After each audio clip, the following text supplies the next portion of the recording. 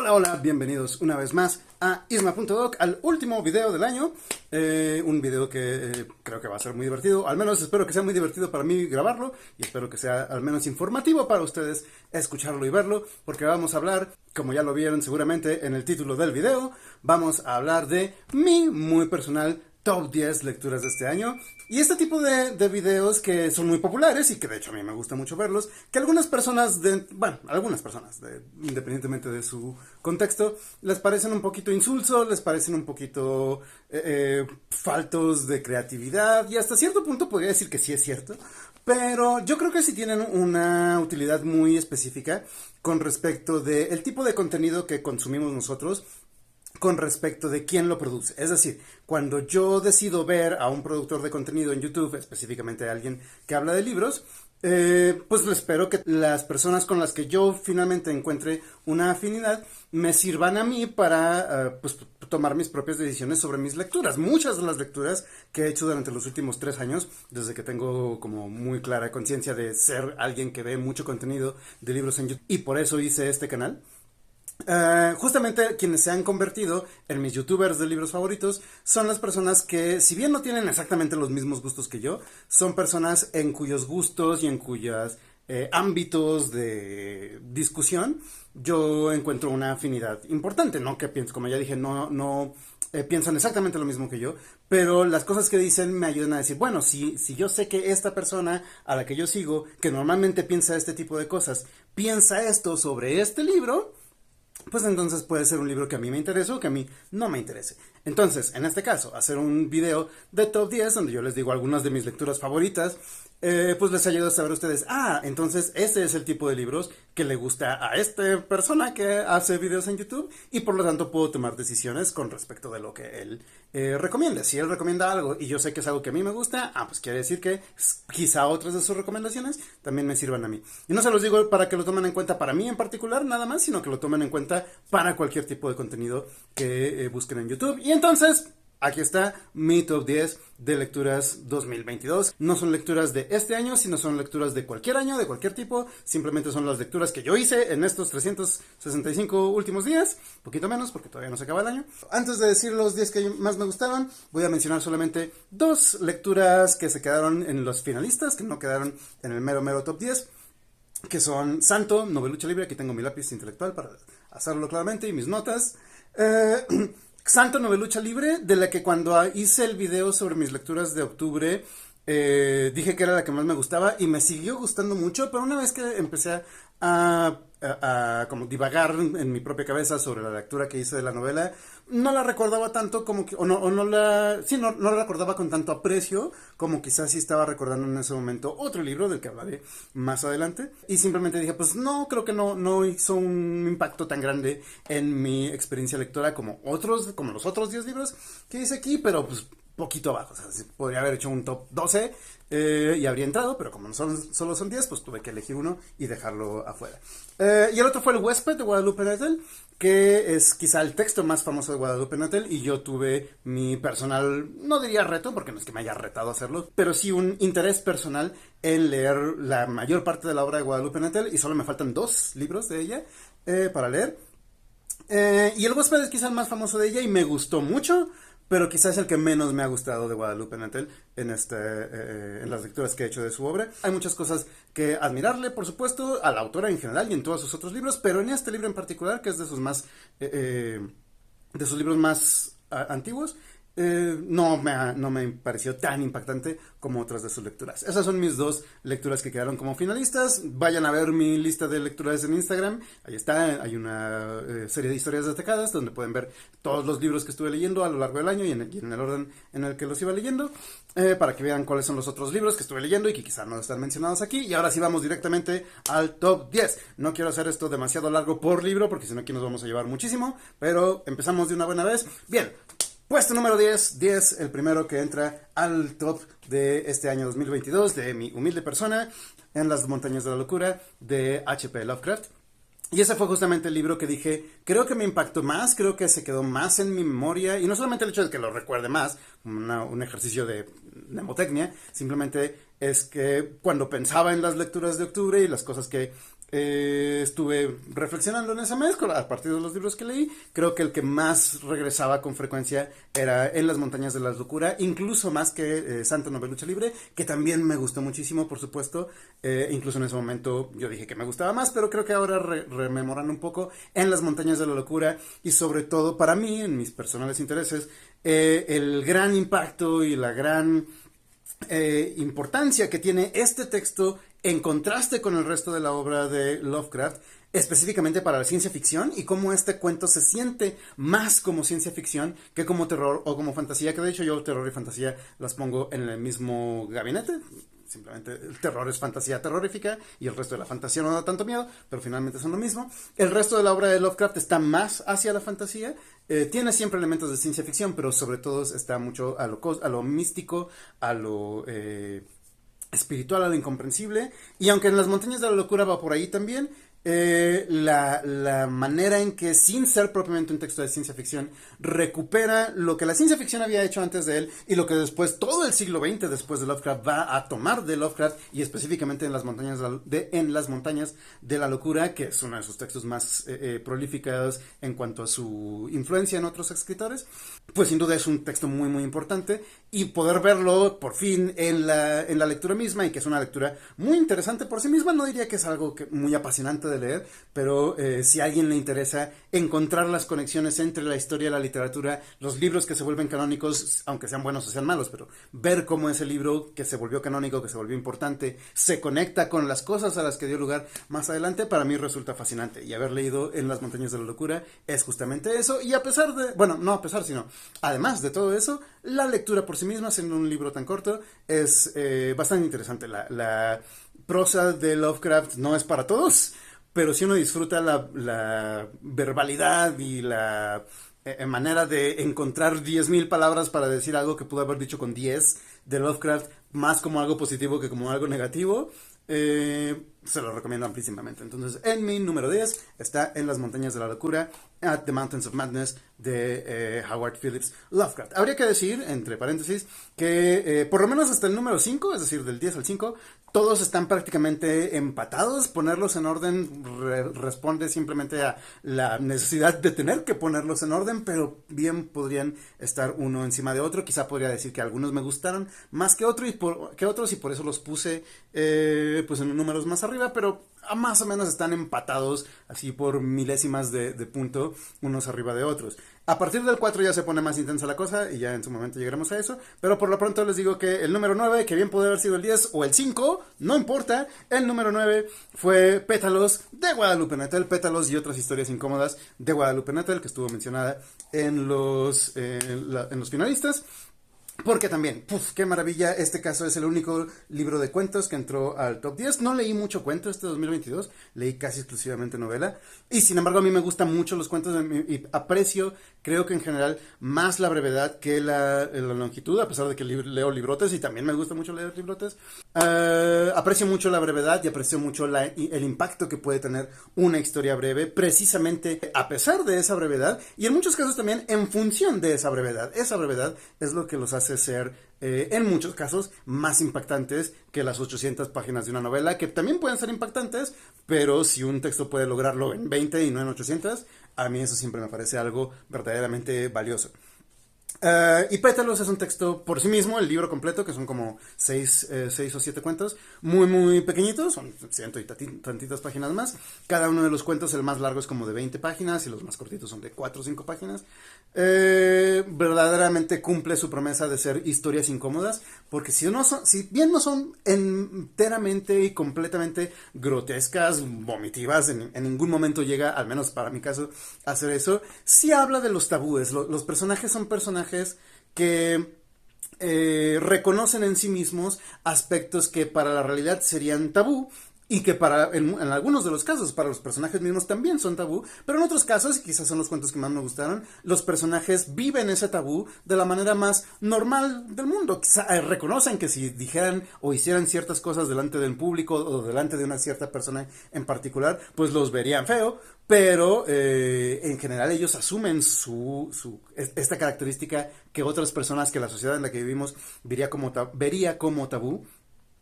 no como algo problemático, sino como algo de su propia identidad. Y eso está fantástico. Cumple sin lugar a dudas con ser cuentos incómodos y que al mismo tiempo al ser incómodos nos dicen, y no creo que ese sea el punto del cuento, pero del libro, pero creo que se logra de todas maneras. Bueno, si estos personajes no son tan incómodos, quizá las cosas que yo creo que son incómodas, que son poco normalizadas en la sociedad, pero que para mí son importantes, pues a lo mejor no son tan incómodas. Y eso por sí mismo creo que vale mucho la pena. Entonces, 9, Guadalupe Natal con Pétalos. En el lugar número 8 llegamos ahora sí a la fantasía, que yo lo que más leo es fantasía, aunque este año no leí tanta, pero la que leí me pareció muy interesante. Primero llegamos al primer texto de fantasía. En el puesto número 8 tenemos a Gardens of the Moon, Los Jardines de la Luna, de Steve Erickson, el primer tomo de la saga de Malazan, Libro de los Caídos. Es un texto bien interesante que me dejó sin lugar a dudas con ganas de echarme los otros 10 libros, bueno, los otros 9, aunque de hecho ya hay más que la saga original, bastantes más de hecho. Pero bueno, el caso es que este primer texto, siempre que ustedes escuchen hablar sobre, y aquí estoy yo hablando también, repitiendo lo mismo, es que escuchen ustedes hablar de Malazan, Libro de los Caídos. La mayoría de los críticos les van a decir que el primero, Gardens of the Moon, es el peor de todos, que no representa tan fielmente el espíritu y la calidad general de la escritura de Steven Erickson con respecto al resto de los libros. Yo habiendo leído solo este primero y la mitad del segundo, sí, todavía no, ya por fin son vacaciones y ya por fin voy a empezar a leer como se debe ese segundo libro, pero habiendo leído solamente la mitad del primero, les puedo decir que, el primero y la mitad del segundo, que el segundo sí es mucho mejor, o sea, despega a alturas inimaginadas en el primero. En cuanto a la estructura, en cuanto a los personajes, en cuanto a uno que ya le entiende más o menos, bueno, empieza a agarrar los rudimentos del universo de Malazan, y quizá una relectura del primer libro haría esa lectura más disfrutable que la primera. Puedo decir que hasta cierto punto es cierto, el segundo me parece un mucho mejor libro que el primero, pero el primer libro es maravillosísimo, es uno de los libros más interesantes de fantasía que he leído desde que empecé a leer fantasía de manera cotidiana, que fue por allá del 2019. Ya leía fantasía desde antes, pero desde 2019 prácticamente el 80% de mis lecturas son de fantasía épica, fantasía urbana, fantasía lo que ustedes quieran. Y el Jardines de la Luna es uno de los textos más interesantes, complejos, humanos, políticos. Y todos los libros de fantasía tienen algo de eso en alguna medida, pero este texto y esta saga en particular, y este texto como introducción a este universo, deja muy clara cuenta que el objetivo va a ser ese, y que lo va a hacer de una manera sumamente meticulosa, compleja, oscura, porque aunque yo no la llamaría grimdark, como lo sería algo como Canción de Hielo y Fuego, no está muy lejos de serlo realmente. El sufrimiento de los personajes en ningún momento se ve venido a menos, ni falto de representación en el propio texto, sino que nos dan la violencia y la deshumanidad y la humanidad en esa deshumanidad descarnada completamente. Y el segundo libro solamente lo lleva a un lugar más alto, y entonces sin lugar a duda yo recomendaría para cualquier persona, bueno, no para cualquier persona, porque la lectura de este texto es compleja, pero alguien que diga, ok, yo soy alguien que está dispuesto a aventarse 10 libros de una saga fantástica, Malazan los va a estar esperando con los brazos abiertos para hacerlo sufrir un ratito. Muy, muy recomendado Malazan, Los Jardines de la Luna, y la saga, por lo menos hasta donde la llevo leído, muy, muy recomendada. En el puesto número 7 tenemos a Loba, otro texto de fantasía épica, pero en este caso es mexicano, lo cual me da muchísimo gusto. Un texto mexicano de una autora mexicana, Verónica Murguía. Loba es lo único que he leído de esta autora, pero tengo todas las ganas de leer el resto de su obra, que la mayor parte de su obra son textos cortitos. Loba no, Loba es un librote que había escuchado hablar, y la verdad es que no lo había escuchado hablar con suficiente claridad, y por lo tanto no lo tenía yo muy claro, que siendo Verónica Murguía una fanática, y no solamente fanática, sino además académica especializada en literatura medieval, española medieval específicamente, y por otro lado en la fantasía épica al estilo de Tolkien, yo dije, no manches, por supuesto que quiero leer su libro, y eso sí es cierto, o sea, eso no se rompió esa promesa, pero yo tenía la idea de que Loba iba a ser como un intento de fantasía épica a la Tolkien, cuando no realmente, y la propia Verónica Murguía en una entrevista que vi en internet, dice justamente eso, que no haciendo la aclaración de lo que yo tenía malentendido, pero en general diciendo que Loba es una es la manera en que ella transformó en su propia historia una estructura como la del Miocid campeador, el cantar del Miocid, que es un cantar de gesta medieval. Y entonces Loba tiene mucho más en común con la literatura española medieval que con El Señor de los Anillos y que con la narrativa épica fantástica del siglo XX, que está delineada en su mayor parte por la obra de Tolkien. Pero, bueno, eso lo digo porque si ustedes esperan eso, que era lo que yo esperaba cuando leí Loba, casi a principios de este año, se van a encontrar con algo relativamente distinto, no es completamente distinto en el sentido de que la propia gesta medieval es una influencia muy importante para la literatura tolkiana, pero finalmente es una influencia, no es el mismo tipo de texto. Y la historia que cuenta Loba es más una representación de la identidad de un solo personaje y cómo ese personaje se va desarrollando, aunque de hecho tenemos al menos 3 personajes principales en la novela, pero claramente los otros 2 personajes principales giran alrededor de nuestro personaje principal, que es la princesa Loba. No recuerdo su nombre, lo leí en febrero, entonces no recuerdo muchos detalles, pero recuerdo que me dejó impactadísimo lo interesante y lo capaz que es Verónica Murguía como autora, lo buena que es básicamente como autora, al hacer sentir al mismo tiempo la estructura propiamente medieval del cantar de gesta, que es personajes completamente hiperbólicos, heroicos, y que en este caso no le niegan para nada la entrada, al contrario, están muy claramente puestos en la fantasía tolkiana, con dragones arrojando fuego, magos encantando países completos para que no entren ciertos demonios, etcétera, etcétera. O sea, la magia y la fantasía no se dejan en los márgenes, está muy claramente puesta en la novela, pero al mismo tiempo se siente como una novela pues reciente, es decir, el lenguaje no es medieval, pero la estructura y el tipo de personajes y cómo los personajes se van desarrollando, pues recuerda sin ningún problema al cantar de gesta. Si ustedes han leído el Miocid, si no, no se los recomiendo mucho, a menos que tengan el interés por enterarse de cómo funciona el cantar de gesta literariamente, a pesar de que yo disfruto mucho leer el Miocid. Pero bueno, la estructura es, como les digo, muy muy lineal. Seguimos a un solo personaje. En el momento en el que nos cambiamos de personaje, esos otros personajes vuelven a hablar del personaje principal, en este caso la princesa del reino en el que el rey empieza siendo malo, pero luego parece que no es tanto, pero luego parece que sí. La historia es original, no es una copia del Miocid, pero sí está muy claramente delineado por el tipo de cosas que hace el Miocid. Entonces creo que Loba es más un experimento de escritura de la propia, al menos yo lo leería así, un experimento de escritura, de decir qué cosas puedo yo como escritora escribir, y si soy capaz de hacerlo, y yo sin duda le diría que por supuesto que sí. Caramba, no soy el único, se ganó el premio Gran Angular, que es un premio de literatura juvenil en español de España, en 2013, y merecidísimo. Digo, no sé cuáles son los otros, hayan sido los otros candidatos, pero yo leí este libro y es fascinante. No es fantasía convencional, si ustedes están acostumbrados a la fantasía más contemporánea, al estilo de Brandon Sanderson, o al estilo incluso de Tolkien, o de cosas como no sé, Rebecca Kuang, que es una escritora chino-estadounidense que se ha vuelto relativamente popular. No es eso, es algo muy muy distinto, y sin embargo la conexión que podemos encontrar entre esa fantasía tradicional y lo que escribe Verónica Murguía es muy clara. Es un texto muy interesante, quizá no para todo el mundo, pero yo lo disfruté muchísimo. Seguimos con el número 6, y el número 6 es The Other Wind, El Otro Viento, de Ursula Le Guin. Uf, qué interesante, qué interesante las lecturas que hice, no porque yo haya sido muy interesante al escogerlas, sino porque resultaron ser muy interesantes en sí mismas en el contexto en que las leí.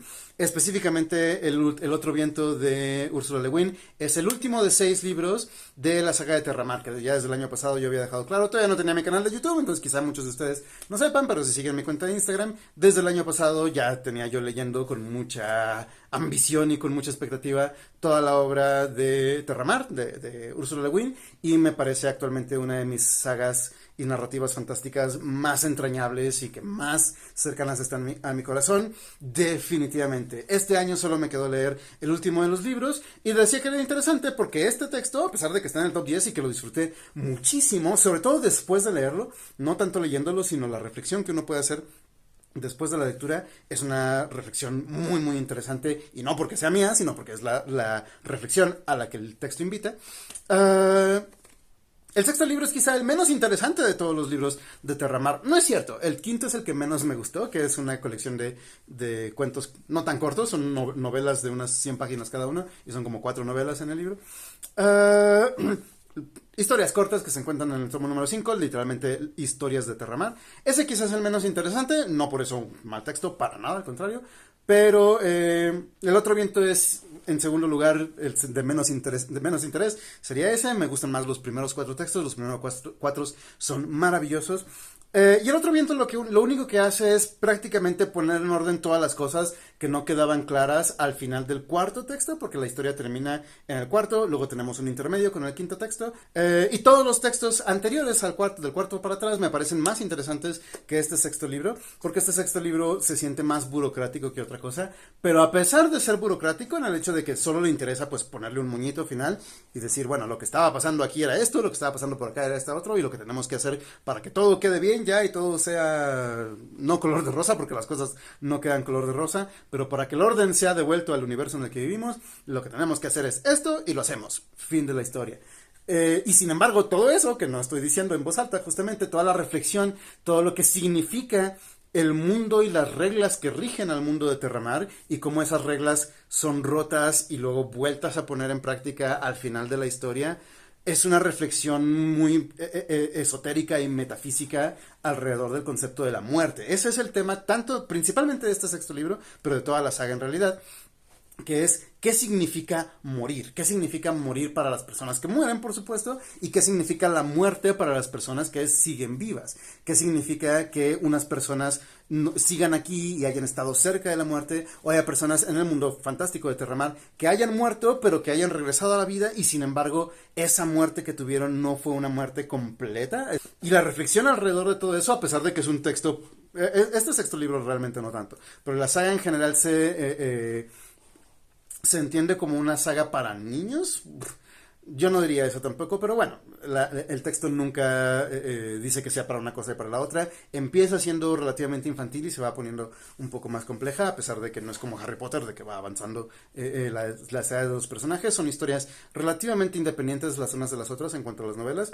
Y sin embargo, en este sexto libro sigue siendo una serie, digamos, familiar, si no para niños, por lo menos para todo público. Y sin embargo, los temas de los que habla son particularmente densos, filosóficos, difíciles de masticar en una lectura que podríamos pensar de entretenimiento. Y el otro viento, aunque es quizá el menos interesante junto con el quinto de los libros de Terramar, no deja de ser en sí mismo muy interesante y una de las mejores lecturas que hice este 2022. Y entonces, que eso sirva de recomendación para que le lleguen, por favor, si tienen el mínimo interés, lean los libros de Terramar, por lo menos los primeros 4. El 5 y el 6 no hacen falta, pero de todas maneras leanlos porque son maravillosos. Ese fue mi número 6, puesto número 6 de mi top 10. Puesto número 5, igual, como les dije, hasta aquí, del 10 al 5, pueden ser en el orden que sean. No creo que este número 5 sea mejor que Loba o mejor que Gardens of the Moon. X.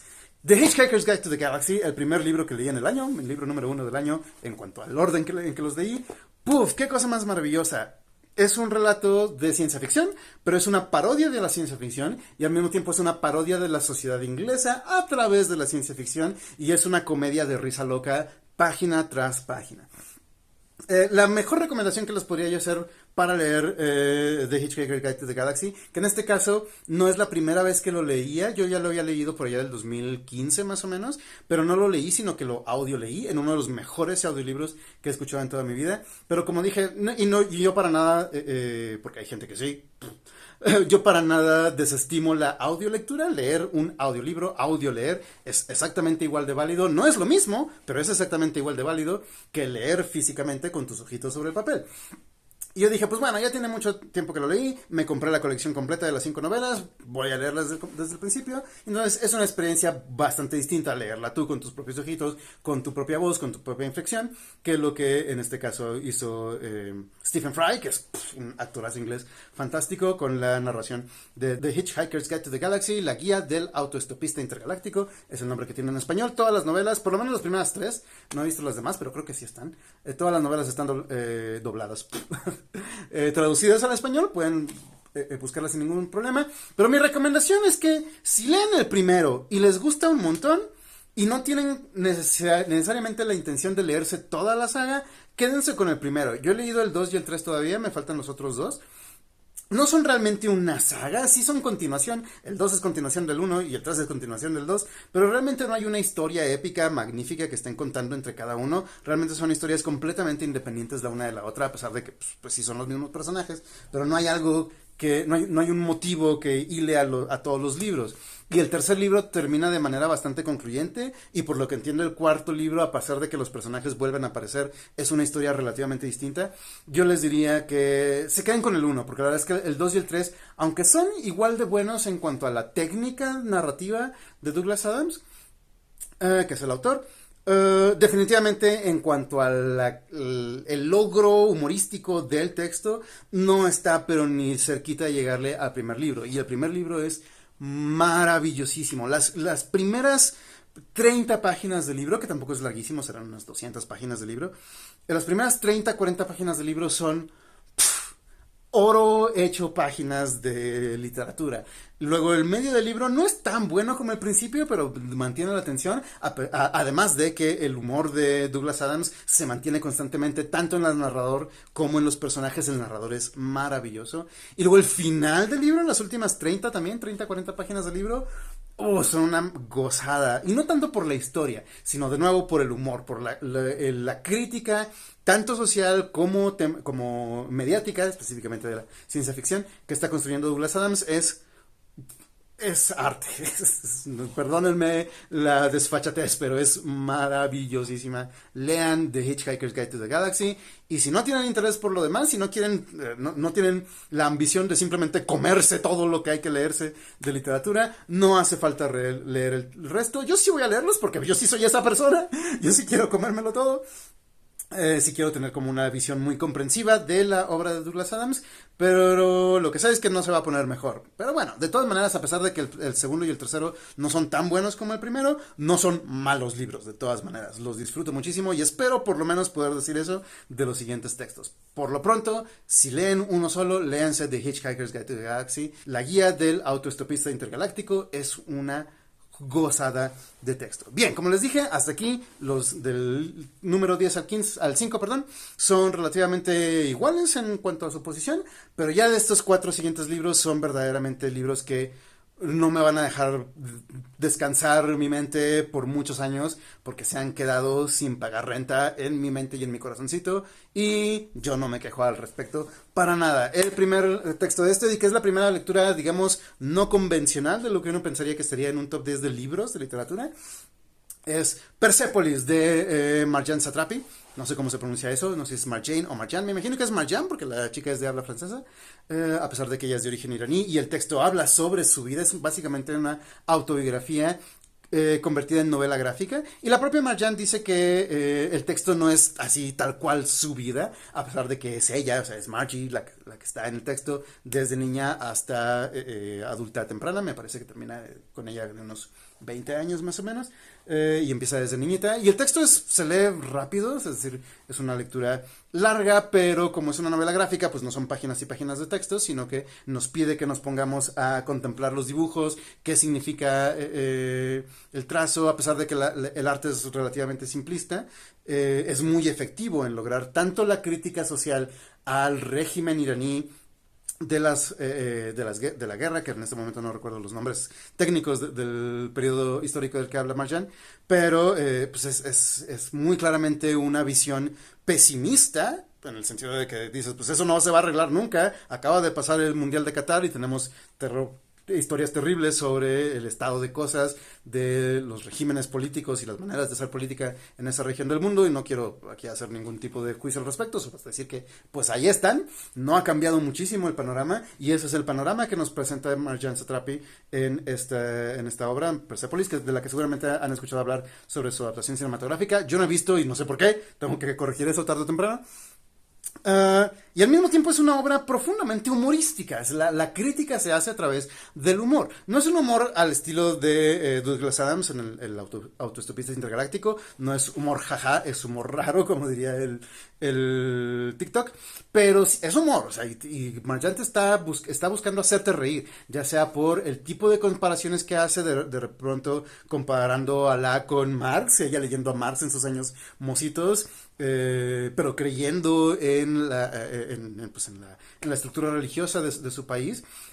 Luego va cuestionando eso conforme va creciendo, conforme va encontrando nuevas personas. Y es una lectura verdaderamente... así, por un lado es crítica y por otro lado es humor, ya lo dije, pero lo que verdaderamente es un corazón abierto. Es una persona mostrándose como es. Al menos yo quiero creer que así es, no tengo razones para pensar lo contrario.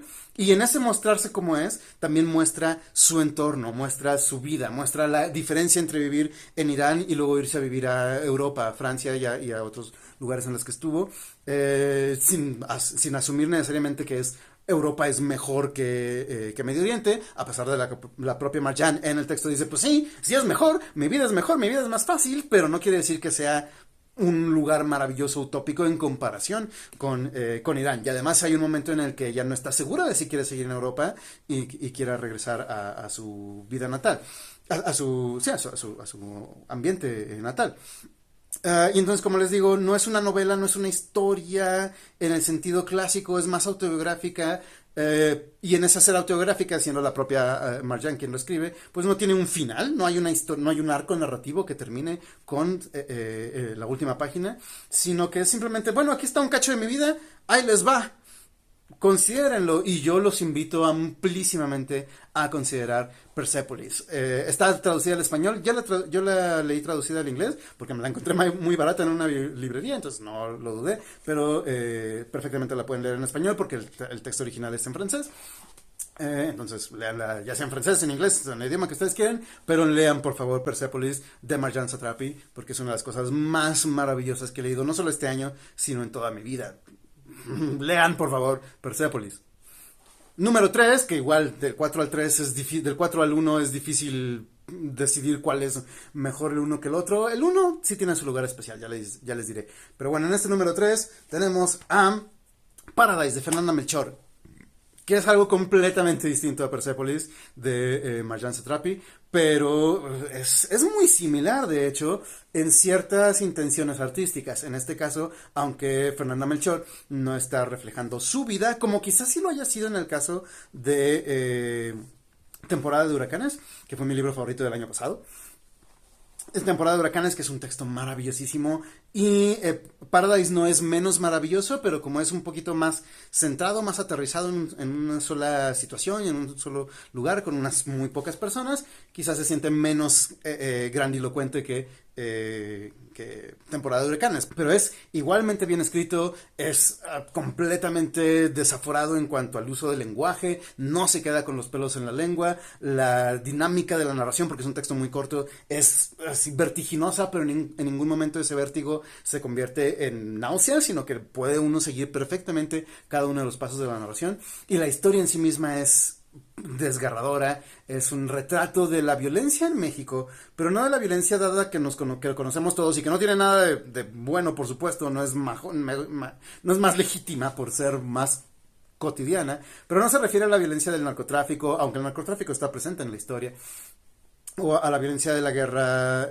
contra el narco, a la guerra de los militares en las calles en México. Es simplemente la violencia a la que las personas, en el marco de esa violencia institucional, que sí existe, pues se ven con la libertad de ejecutarse. Si yo tengo una pistola y puedo usarla, la uso. Y son dos chavitos, los dos protagonistas son jovencitos de, no recuerdo exactamente la edad, pero 16 años quizá, son niños básicamente que deciden solucionar sus problemas a partir de la violencia a la que ellos tienen acceso, tanto en los medios como en su ámbito local, como a la que ellos creen que les puede servir para solucionar sus problemas sociales. Unos de clase alta, otros de clase baja. El de clase baja tiene sus propios problemas junto con el de clase alta. No se caen bien mutuamente, pero son lo único que tienen el uno al otro en cuanto a sus intereses. Es una historia realmente desgarradora, también muy humorística, no pretende ser humorística como en el caso de Marjan, de Persepolis, pero hay muchos momentos de humor, por supuesto, porque el contexto mexicano, veracruzano, que está retratando, en el que se hacen todas estas cosas, pues no puede sino ser irónico y absurdo en muchos de los casos, y pues eso da risa. Igual, no es risa, jaja, pero es humorístico y eso realza muchísimo las intenciones discursivas y artísticas de este texto, que igual o sea, completamente recomendado. Estos últimos 4 textos, como les digo, se van a quedar en mi corazoncito por mucho tiempo, sin lugar a duda, y se los doy tal cual. Lean, por favor, Paradise y Persepolis también. Paradise de Fernanda Melchor. Punto número 2, igual, ¿por qué escogí este? Yo creo que estos últimos 2 sí son como muy claramente para mí las dos experiencias más brillantes y satisfactorias que tuve en el año, pero no por estar muy lejos de las que ya he mencionado hasta ahora. Y en este número 2 tengo a la que tendría que haber sido mi lectura número 1 del año, si no fuera por la otra, que sí fue la número 1, que ahorita les digo cuál es. Que es La hija única de Guadalupe Nettel. Tercera vez que aparece Guadalupe Nettel en este video, segunda vez que aparece en el top 10. Estoy contentísimo con haber escogido a Guadalupe Nettel como mi lectura, mi escritora mexicana de cabecera de los últimos 3 años más o menos, desde la pandemia, desde que empezó la pandemia. Y La hija única. La hija única. Es una historia de la que ya hablé de ella en el video de mis lecturas de septiembre, a pesar de que la leí en marzo por ahí, marzo o abril. La hija única es una historia sobre la maternidad. Ese es el tema de La hija única.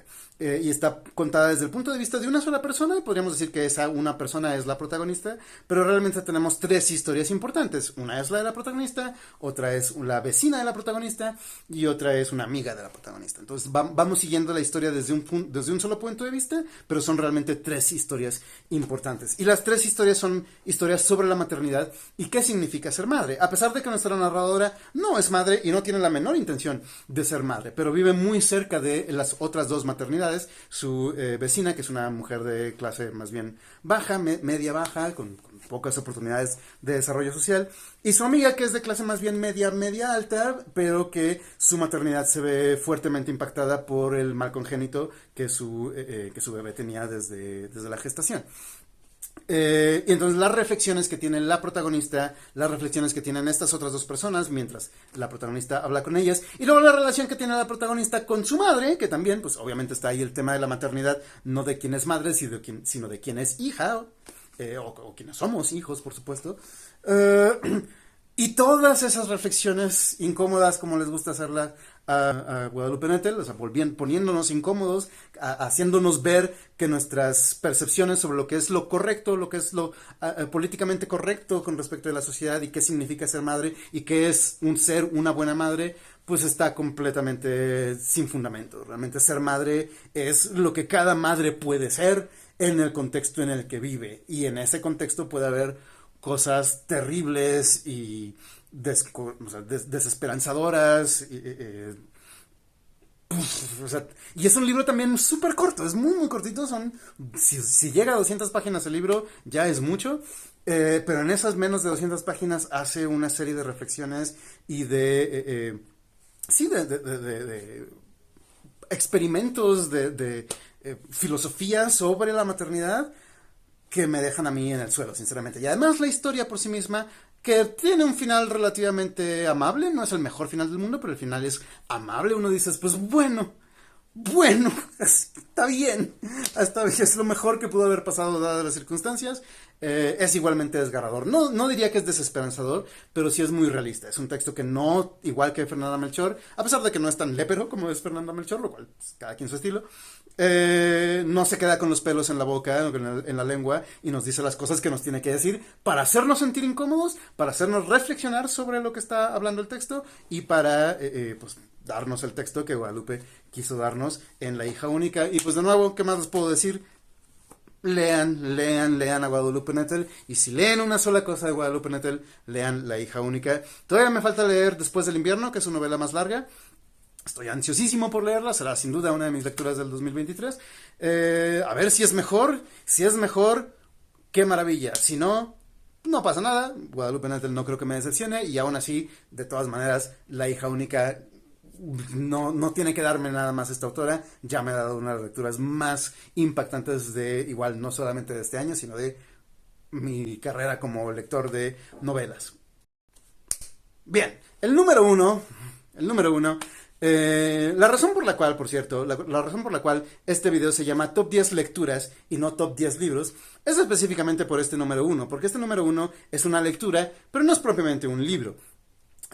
No lo he mencionado, pero creo que no lo he mencionado para nada, o quizá muy circunstancialmente, esta lectura en mis videos de YouTube, porque tengo apenas desde este septiembre pasado haciendo videos, pero si ustedes me han seguido en Instagram, sabrán ya de qué lectura estoy hablando, porque es una lectura muy larga, me llevó aproximadamente desde febrero o marzo de este año hasta julio, agosto de este año también, entonces me llevé mucho tiempo leyendo porque es una obra amplia y no es un solo libro, es una serie de libros, pero no es un libro de literatura en el sentido tradicional, sino que, pues ya lo voy a decir, es un manga, es una obra de arte visual japonés, el cómic japonés que conocemos como manga, y en este caso estoy hablando de Berserk de Kentaro Miura.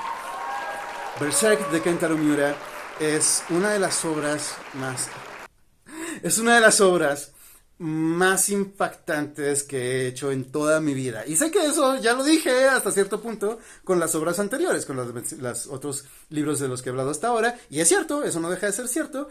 Pero la manera en que lo digo en este caso ahora sobre Berserk es en el mismo sentido en los que quizá ustedes y yo lo podríamos decir con respecto de esas historias, libros, películas, videojuegos, chismes que escuchamos en nuestra familia con nuestros amigos, de esas historias que tú usas para referir todo en el mundo. Si ves algo y pasa, eso como, en mi caso, como en El Señor de los Anillos, como en Los Simpson, Volver al Futuro, Dark Souls, Final Fantasy VI, etcétera, etcétera. De esas obras de narrativa que son referencia para todo en tu vida, Berserk ahora es eso.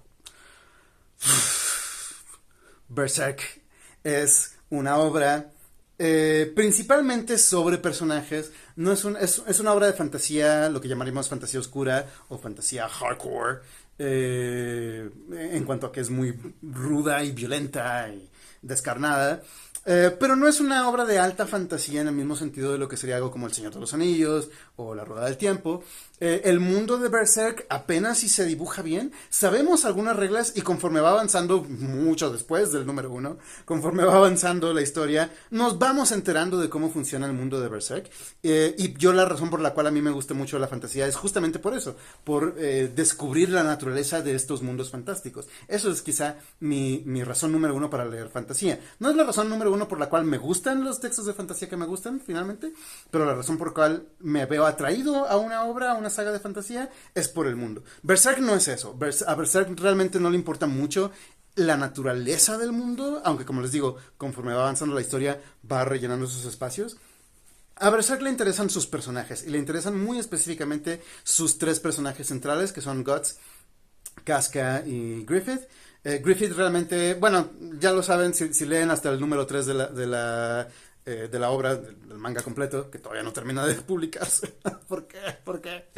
El manga sigue en publicación, a pesar de que Kentaro Miura murió a principios de este año, si no me equivoco, o poquito antes de que terminara el año anterior. Y la obra se sigue publicando con la asesoría de personas que estuvieron muy cerca del autor original para saber cómo ir hacia un final de la obra. Y lo que sabemos es que pues ya está escrito, ya es nada más producir el manga hasta llegar hasta el final. Pero quién sabe cuánto tiempo vaya a durar eso. Si dura otros 5 años, no me sorprendería. Y hasta diría que es un poquito optimista creer que en 5 años vamos a tener ya el final de Berserk. No lo creo. Pero incluso si se murieran todos los demás productores del manga, yo sinceramente estoy muy contento. Obviamente no tenemos un final, no hay todavía un cierre para esta saga épica, que esta sí es una saga épica. O sea, el hecho de que no tengamos final todavía, pues significa que la historia de Guts no se ha terminado de contar, en efecto.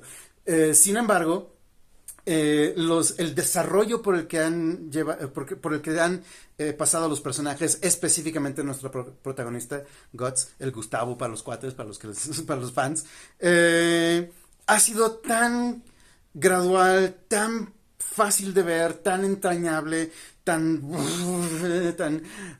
perfectamente entendible. Guts empieza siendo la persona más odiosa e insoportable del mundo, y luego hacemos un flashback larguísimo donde todavía más odioso e insoportable, pero entendemos por qué. Y luego empieza a dejar de ser odioso e insoportable, y vamos viendo por qué, vemos viendo cuáles son las cosas que van haciendo que Guts deje de ser eso y se convierte en algo distinto. Y cuando llega a un punto donde dices, ah, claro, es el personaje clásico con esas características. Sí, pero lo vimos pasar por cada uno de los clavos en el suelo, con él con los pies descalzos, de ver por qué llegó hasta ese punto. Y además el arte, literalmente el arte, el diseño artístico de Miura en cuanto a su uso de la pluma, el uso del blanco y negro característico del manga, por supuesto. Y a pesar de que es una obra muy incómoda por malas razones, no por ejemplo en el caso de Pétalos, que nos pone incómodos con toda la intención de hacerlo y hacernos pensar en por qué estamos incómodos en una obra como Pétalos, en muchas ocasiones Berserk simplemente nos pone incómodos para decir, eso no debió haber pasado, eso no está bien, y no en juicio a los personajes, sino en juicio al autor, decir, oye, no, o sea, esto que pusiste ahí no era necesario. Lo que estás intentando decirnos a través de los dibujos y a través de las acciones y a través de los diálogos, así como lo estás poniendo, sinceramente es de mal gusto. En muchos momentos, y lo digo con toda honestidad, en ese sentido podría decir que Berserk no es una mejor obra que otros de los textos que he leído. Definitivamente no. Tiene todos los errores que en muchos casos, no tanto afortunadamente, si no, no me hubiera gustado, no tantos como otros mangas que apuntan mucho hacia el cliché y sobre todo hacia el fetiche de lo que a los mangakas les gusta. Bueno, a las personas que leen manga, los mangakas son los autores, a las personas que leen mucho manga les gusta.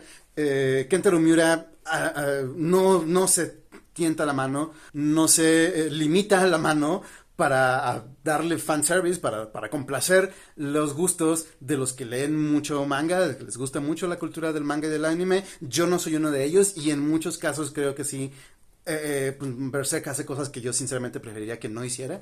Pero a pesar de todo eso, o sea, ya no puedo sacarme a Guts de la cabeza, no puedo sacarme a Casca, no puedo sacarme a Griffith, no puedo sacarme a Shirka. Shirka, quienes saben de qué es uno de los últimos personajes que se agrega a la historia y que son los más maravillosísimos personajes de la historia de la ficción en cualquiera de sus formas. Shirka.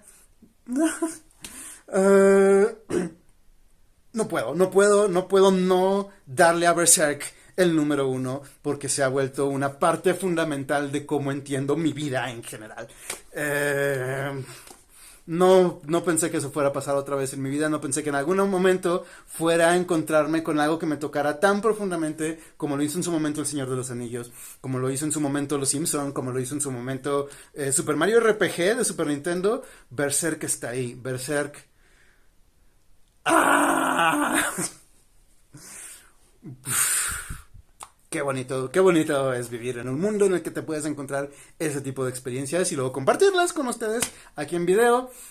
Si algo les gustó, si algo de lo que he mencionado les gustó o les interesó o les hizo no estar de acuerdo, están en todo su derecho. Qué bueno que llegaron hasta aquí. Este video va a ser bastante largo, yo creo. Solo me queda pedirles que sigan el canal, que le den like, por favor. Suscríbanse, se los imploro muchísimo. El último video que fue sobre una experiencia que tuve yo como profesor, vayan a verlo, está muy bueno el video. Trajo un montón de suscriptores nuevos. Digo, todavía no llegó ni a 100 suscriptores, pero una gran cantidad de ellos se sumaron en este último video. Entonces vayan a verlo. Y si les gustó si les gustó alguno de los anteriores, si les gusta este video, denle like, compártanlo por favor. Suscríbanse, es bien importante que se suscriban, porque a veces le dan like, pero no se suscriben. Caramba, no los voy a regañar por eso, cada quien hace lo que quiera, pero si en algo les puedo pedir es que se suscriban para que pueda haber más videos, para que estos videos lleguen a más personas y haya pues más contenido y que ustedes puedan discutir lo que yo digo con lo que dicen otros youtubers, con lo que dicen ustedes, lo que dicen sus profes, lo que dicen sus amigos. Lo importante es hablar de libros, discutirlos, leerlos, no leerlos, dejar de leer cuando no quieran leer, no hay ningún problema. Leer mangas, si quieren leer mangas, leer libros, leer lo que ustedes quieran, léanlos. Muy feliz 2023, nos estaremos viendo el próximo año, sin duda alguna. Voy a estar de vacaciones, entonces no va a haber video en un ratito, en unas 2-3 semanas, quizá no haya video. Sí voy a estar subiendo TikToks, tengo la intención completa de subir TikToks, porque voy a andar de viaje, visitando a la familia, pero aquí voy a seguir. Ustedes pueden seguirme aquí, pueden seguirme en Instagram, isma.doc, pueden seguirme en TikTok también, isma.doc, y nos veremos. Que estén muy bien. Bye.